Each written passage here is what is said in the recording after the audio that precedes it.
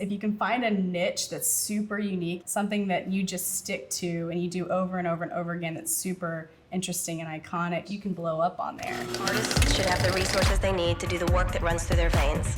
And with the gathering of resources, we will one day abolish the phrase starving artist. Day and night, the movement does not cease, for creativity never sleeps. We are Artist Uprising. Dixie, take one. Aimer. Welcome to the Artist Uprising podcast. I'm your host, Cabus. We have a very special guest with us today. International commercial fashion photographer extraordinaire, Dixie Dixon. How are you doing, Dixie? I'm so great. How are you doing? Thanks for coming on the show. Oh, it's totally so great to be a part of this. The vibes in here Great are photo. amazing. Oh, thank you. That's what we kind of do here. I love that. First off, just before we get started, I love this photo. Oh, thank you so much. So cool. I'm gonna Roxanne and Flash. Yeah. I'm gonna need to get a copy of it and put it in my place. I would make you one. Oh, you would? I would love to. Yes, you got it on camera. Yes. First off, Dixie Dixon, the name itself, is that for real?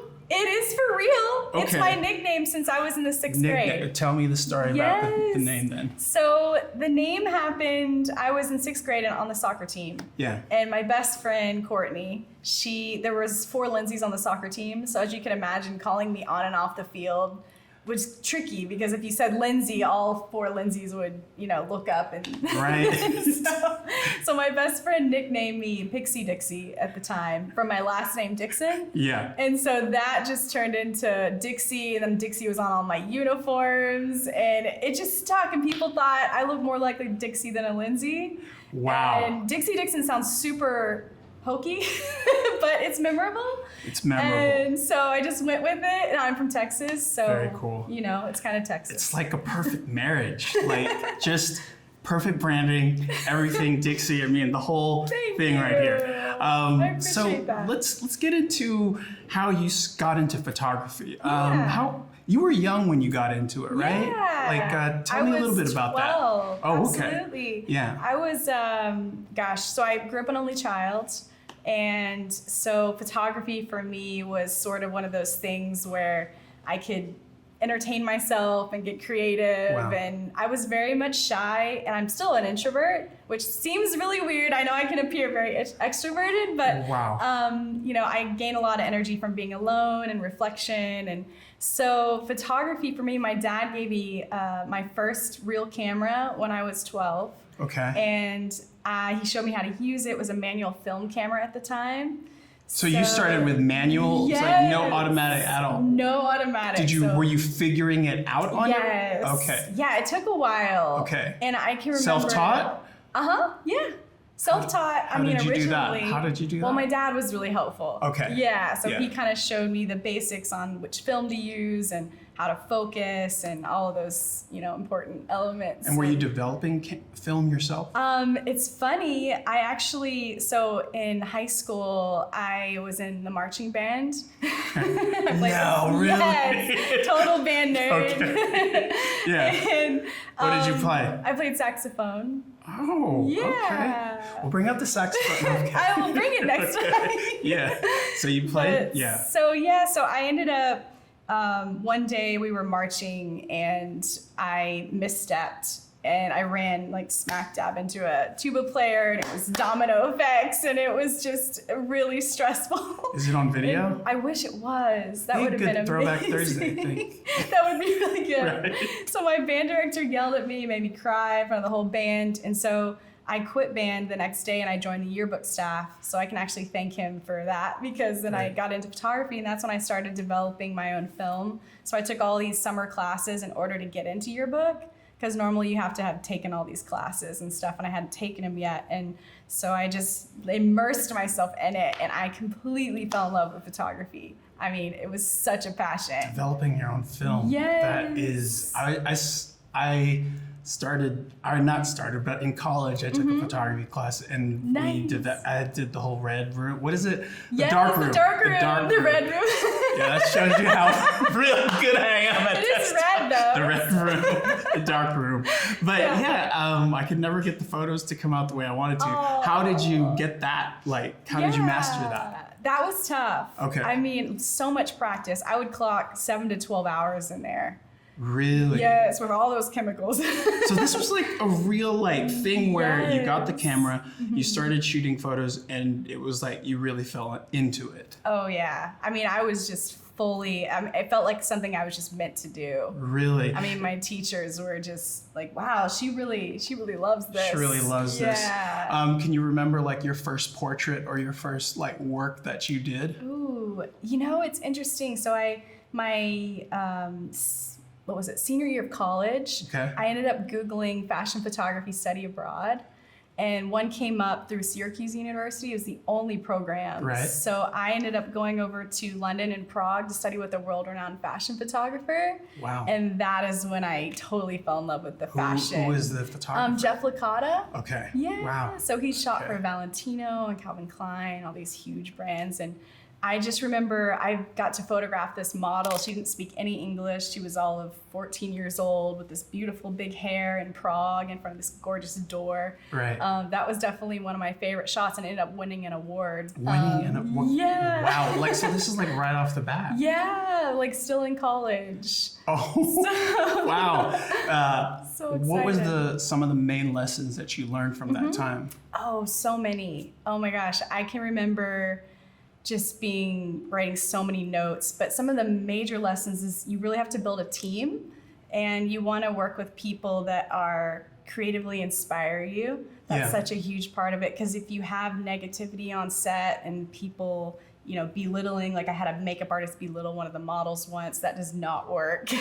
No, it just throws off the energy. Yes, exactly, because I realized how much energy is so important with fashion photography, and then the lighting and the retouching is such a huge part of it. And your style is really something that you don't have to go out and find. Right. It's something that already exists within you. Yeah. You just have to keep shooting and keep creating, and the more your style is going to evolve, and you're going to see things come up in your work over and over and over again, and that becomes your style. Did you notice a change or like a shift with you during that time abroad where you found yourself growing like leaps and bounds from where you were at when you started? Oh my gosh, yes. Really? It was Okay. like it catapulted, just because How so? before that I was using just normal friends and family to model. Mm-hmm. And as you know, there's something about using a real Model. professional model that just takes your work from here to here, because they know how to pose, the clothes just falls on them really beautifully. And just working with the team, because I was just having them. So he had a team that you were working with. Yes, Okay. And so that yes. was kind of giving you an idea of like, this is how it should be. Right. You kind of see how the set goes and how they do each look, and working with a stylist that brings all the clothes. Like, I'd never seen any of that before. Was this all so starting cool. to develop in your head in the sense of, when I get back to Texas or wherever you were going to be at, Yes. I'm going to do photography? Yes. 100%. Because before that, I was shooting weddings, portraits, babies, families. You just didn't want to. I was over all that. It was Sorry. killing your creative. It was killing your creative juices, right? It was. Well, weddings Yeah. are incredibly stressful. Right. I have so much mad respect for wedding photographers, because you got to be every kind of different photographer on the same day with high stress moms and brides, and so that wasn't. When was the last time you shot a wedding? Ooh, it's probably been over 10 years.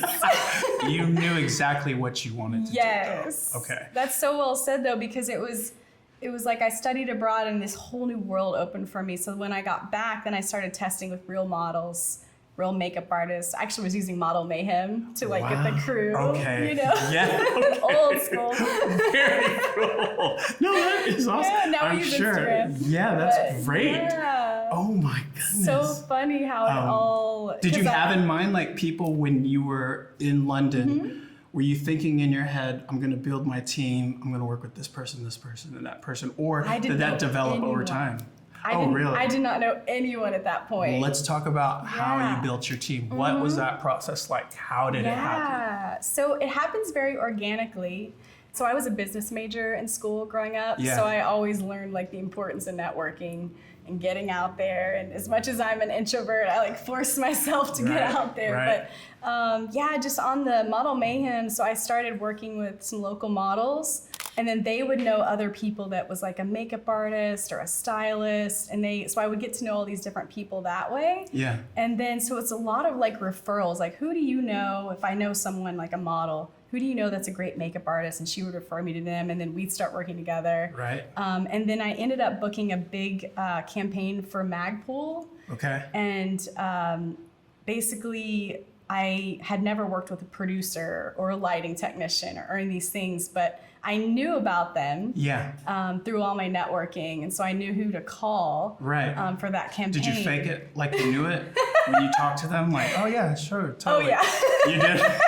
Fake it till you make it. You have to. Exactly. If you're given an opportunity you're definitely not prepared for, always say yes. Yes. Figure it out later. Very cool. So you knew you were starting to build these relationships. Mm-hmm. So I'm sure it's kind of like trial and error. Because you're meeting people you work with, but then people you end up not ever wanting to work with again. Yes. Sure. And then people you do want to work with. Right. Exactly. It had happened over time and you were doing that. Mm-hmm. Tell me about how the Nikon ambassador thing happened, because you were an ambassador for Nikon. How did that happen? Yeah, it's such a crazy story, but it was very organic. So I'll start from the beginning and I'll give you the Cliff Notes version. Do your thing. So my senior year of college, I had a business coach, or not coach, teacher, David Miner, and he said, if you're interested in an industry, go and join all the trade organizations that are a part of that industry. And so I was thinking to myself, okay, I love photography, so I Googled photography trade organization, and a bunch of them came up. So I ended up joining all these student versions of all these trade organizations, and then they all have contests. And so I started entering their contests. And one contest I entered through WPPI, it's like the Wedding and Portrait Photography Conference. I ended up just 24 hours in advance, I entered. I was super late. I FedExed my portfolio overnight to get to them. And it was lucky because I ended up winning that particular contest. I got to go to Las Vegas to go to this big trade show. And you wouldn't have known. Yeah. Like, it wouldn't have happened if you'd not done it. And you just did that. And I just got this, I don't know, I just got this feeling like I needed to enter this contest. And I ended up winning it. And then so I started going to this trade show every single year just to network with people. Yeah. And that's actually how I met the marketing director at Nikon, is like the owner of the trade organization. He said a few years down the road, he was following my work, and he said, oh, Dixie, I have someone I really want you to meet since you shoot Nikon. And then he introduced me to one of the Nikon marketing directors there. And I said, will you just critique my work? I mean, I was just super green and I just wanted him to look at my work. So he started going through my work. He's like, wow, you shot these? Really? This is very cool stuff. And so I ended up keeping him updated for like a year. Just every couple weeks on my new pictures with Nikon. And then they ended up hiring me to shoot for one of their new cameras that was coming out, like the campaign. And they loved the stuff. And they kept hiring me, and then eventually, when they launched the ambassador program, I got to be a part of the ambassador program. It's one of 16 in the United States, so I was very excited. It was such a crazy experience. And that's how it started, and you've been with Nikon ever since. What is it about a Nikon camera that, yes. someone watching or listening to this podcast wouldn't know? What is it about it that you love?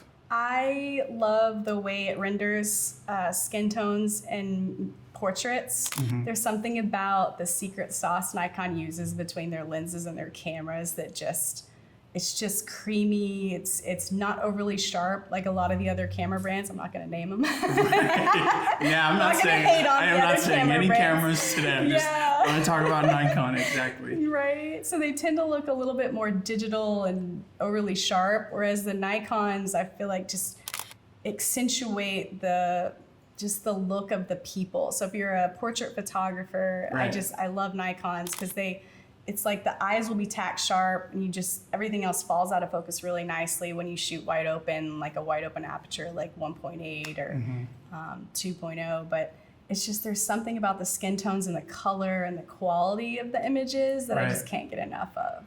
I think when you find that product or whatever that you're using, and you learn how to use it, you probably just fall into it easy. Yes. Right. And so that's where you're at with Nikon. And you've also won some awards too as well. Tell me a little bit about that. Yeah, it's such an interesting, I always just kind of enter contests on a whim if I get a feeling that I should enter. You still do that or not? I do. You still do? Wow. Even at the level where you're at. Yes. That's crazy. Well, because the key with contests, it's not even if you win it or not. The key is the people judging it. So if the judges are art directors for an advertising agency or a brand, like you want them to see your work, and contests are a great way to do that because you enter, and if they love your work, they might reach out to you later. So that's kind of like the key thing with contests. Hence what happened with the Nikon thing. Yeah, exactly. Have you found any relationships or business because of that through contests? Definitely. Do you have any examples you could share? Gosh, I actually one of my very first clients was Kodak, and they found me that way. And so they ended up licensing a bunch of my kids' photography for their film. So that's when I was like still shooting in their paper actually. Yeah. So that's kind of a cool. And with that, you've been able to travel again. Yes. Or well, not again. I mean, but you did travel. I mean, international fashion photographer. What's that been like to kind of travel and work on brands and help with building their brand as far as through your work? What's that like? That's an amazing. I mean, that's what my ultimate passion is. Right. I mean, just shooting for brands and. Because it's really, in a way, helping a business get their name out there. Right. And I love business, so it's a great sort of merging of both. But gosh, I've traveled all over the world from Ibiza, Spain, Barcelona. We did a really cool video shoot in Brazil and Florianopolis. Wow. I've never even heard of that before. No, I haven't either. It's so crazy. All over. I also worked with Manfrotto over in Venice, Italy. That's a tripod company. Okay. And so it's such an interesting, it's such a cool experience. I really don't have words for it. No, I mean like the whole travel thing, when I think about it now, as far as like where we're at this time, I know everything kind of shut down for a second for a couple of years. Right. What did you do during that time to keep yourself busy? That's a very good question. I think the last couple of years were tough on a lot of folks because for me, travel shut down. Right. And that was an interesting adjustment. Right. Because I was used to always living out of a suitcase. Yeah. I mean, traveling probably 75% of the year, just always ready to go. Right. And so when that happened, it's weird, but all of a sudden the local jobs ended up coming to me. It was like this local hotel, Hotel Drover, which is a Marriott Autograph hotel. They found me through a friend that was having dinner or something on New Year's Eve, and they said, she was amazing. She's like, do you know Dixie? She lives right near this hotel. And so they ended up bringing me in, interviewing me, and so I've done so many shoots for Marriott, this hotel, since the COVID happened. Now, do you bring in models, or are you just shooting like the both actually? Both. Yeah. And so that's another thing that you can add as far as like with what you're doing and stuff. Do you miss like doing the fashion editorial stuff? I'm as much as I love editorial. Yeah. And it's amazing.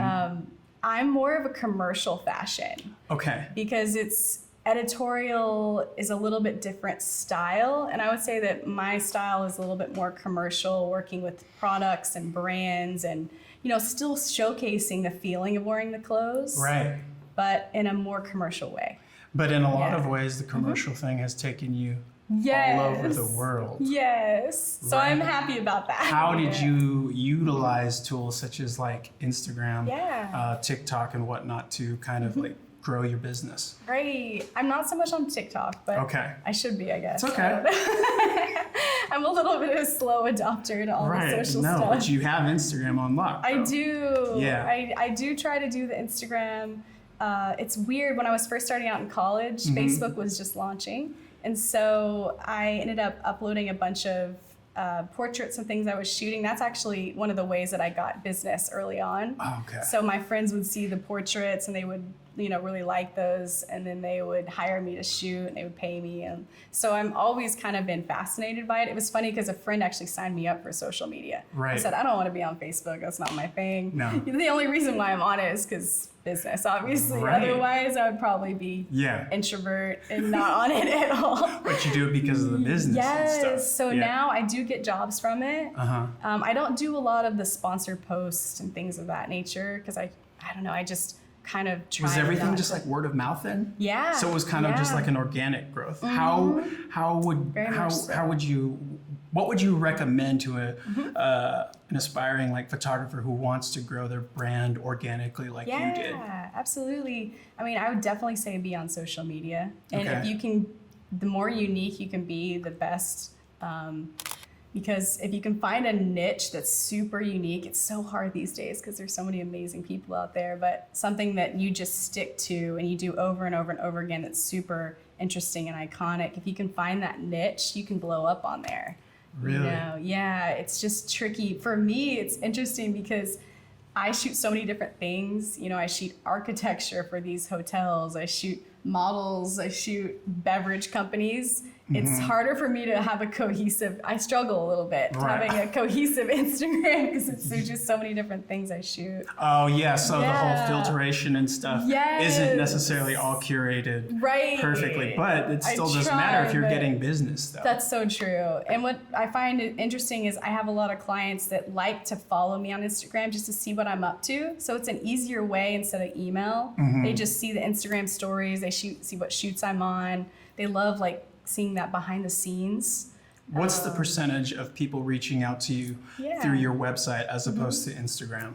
So usually they do reach out through my website. Okay. The higher paying clients reach out through my website. Oh, right. So the other people are like, yo, can you shoot me like? Yeah. Okay.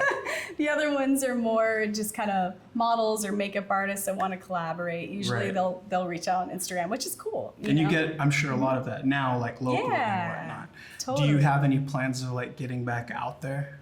As far as traveling? Oh, as far as traveling, yes, definitely. Okay. Definitely. Anything in the works for 2022? Travel-wise, yes. I can't quite talk about them yet. That's okay, but you do have some great things that are in the works. So. And we actually just photographed, we were in Santa Barbara. I photographed Kathy Ireland. Wow. Yeah, so she was that iconic Sports Illustrated swimsuit model that was in like 13 consecutive issues. Yes. And so now she has a brand. She has 21,000 products licensed in the market. Whoa. So she's a super, super woman, basically. And that's just a product of your work and people finding you because of that? Yeah. And you don't have like representation or anything. It's just So you? I do work with some reps, but not exclusively. Okay. So any production that they reach out on their own, we produce the whole thing. Does that help you as far as having some representation? Yes, it does. It also, there's something really great about working directly with your client because you develop that relationship. The rep is great for getting extra work, but it's not going to be, 100% of my work. And say, for instance, like going out and shooting Kathy Ireland, you're obviously going to get to know her shooting and stuff because you will be shooting her, right? Yes. Yeah, I mean, that's just another opportunity. As far as, is there a shoot that you can remember where you knew your life was changing? Ooh, gosh, I feel like every shoot, there's been some key moments. Yeah, give me one of them. Okay, I can give you a few. Yeah, give me a few. I'm here. So one of the big ones was right out of college. I ended up getting a job with a TV show on HDNet, which is now Access Television, and it was shooting swimsuit models. Okay. So I would be out on the beach, just shooting in Ibiza, Spain, shooting swimsuit models, and they'd be filming. It was like a docu-reality travel show. And you're shooting, and they're filming you. Mm-hmm. They're filming the back of my head. Wow. Basically. Okay. And so then hence the hat and everything. Yes. So with the branding. Yes. Okay, so that's one there. Okay. What else? And then, gosh, now I'm like running a blank, but the next one was obviously the Nikon ambassador. That was such a huge moment. And then just getting to shoot with Kathy Ireland, because she wrote the foreword to my book, and she actually came to Fort Worth, Texas for a gallery show that we did with her. and we launched my book and launched the gallery and everything, and some of the proceeds went to one of her organizations. Let me go into a little bit with the book. Tell me, what's the book about? Yeah. So when I was speaking at the Nikon booth one day at one of these trade shows, a London publisher came up to me, said, "Dixie, you should write a book." And I thought to myself, okay. So he said, why don't we collaborate? It was like a really cool publisher, and they do all kinds of photography books. And so he had me write the book, and it's basically a how-to book on how to break into fashion photography, how to get your name out there, how to brand yourself. How long did that take, like putting the book together? It took about a year. About a year? Yeah. Okay. So would you ever do it again? Is there another book in the works? After I did it, I said I would never do it again. But now I'm like, maybe I'll do another one. Right. So I don't know. I think the next one will probably be like a coffee table book. Right. Less words, more pictures. More pictures. So that would be cool. Yeah. I love that. Question: if there are any aspiring photographers that are watching, listening to this podcast, what advice would you give to them? Oh my gosh, so much. But I would say, if you're interested in photography, if you're like just out of school. So I actually I was afraid to pursue photography when I first got into it, because it's kind of scary going out on your own. You don't have a lot of money. You're trying to figure things out. And I kind of freaked out. And since I was a business major, I applied for an investment firm job. Right. And I got the job. And then I ended up turning it down because one of my mentors said, "Dixie, if you want to pursue photography, now is the time.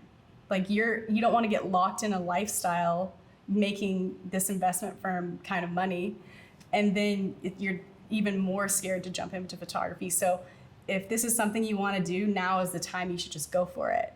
And so I ended up turning that job down, and then I just started shooting literally anything that would pay the bills. Whoa. And I haven't looked back since. It's been tough at certain times, because photography, especially commercial photography, you'll have jobs, it'll be like raining with jobs, and then it'll be dead for a while. It can kind of ebbs and flows, but I've kind of fallen in love with that. It makes life exciting. Love it. And so I would just say anyone that's going, that they want to do photography, like that's their passion, I would just say go for it. You don't have anything to lose. I mean, you'll figure it out. A job, salary, I'm sure, on the table. Yeah. And what was your family's reaction to that? They were excited. They were scared, I think, for me. They didn't tell me.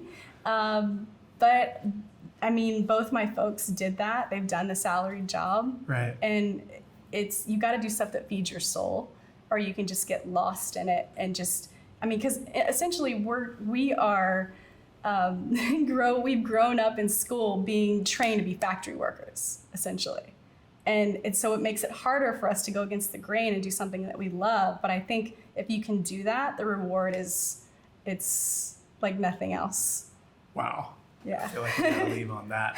I just want to thank you, Dixie, thank you so much. taking the time for being with us here at the Artist Uprising podcast. Yeah. Where can our listeners and viewers find you on social media? Absolutely. So my Instagram is under I am Dixie Dixon. Dixie Dixon wasn't available. I was very angry. Really? Did you meet the Dixie Dixon already? She never posts. She has 3 posts. I'm like, no. Man. So it's I am Dixie Dixon on most of my social media. Well, thank you so much, Dixie. Oh, it was such an honor. You're such a fun person to talk to. Your energy is great. This is awesome. Can't wait to get this put out. I'm kidding. Yes. But thank you guys so much. Thank you, Dixie, and we will see you soon. Awesome. Stay tuned and explore the next Artist Uprising. Use #ArtistUprising to join the movement.